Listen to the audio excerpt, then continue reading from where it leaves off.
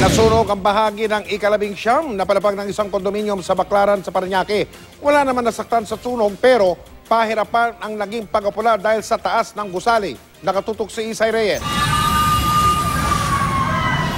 Nagsimulang lumabas ang maitim na usok mula sa 19th floor ng gusaling ito sa Rojas Boulevard Corner Airport Road sa Baclaran mag-alas 6 ng umaga kanina. Habang mahimbing na natutulog ang mga residente, dali-dali naman silang pinalabas, lalo na yung mga nasa mataas na units. Siyempre panic na.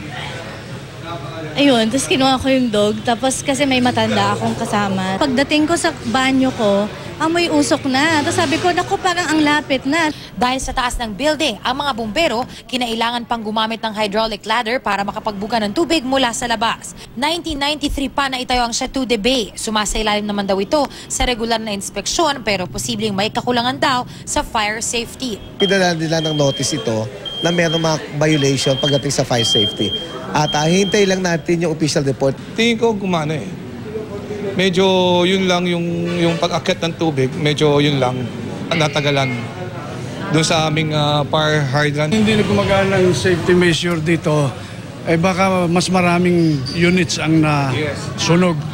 But because efficient naman, effective naman. Umabot sa ikatlong alarma ang sunog, 8:02 ng umaga, na ideklara ng fire out.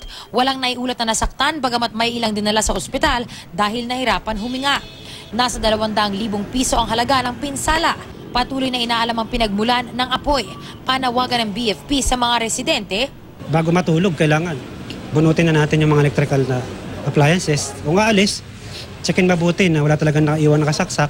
Isay Reyes, nakatutok, 24 oras.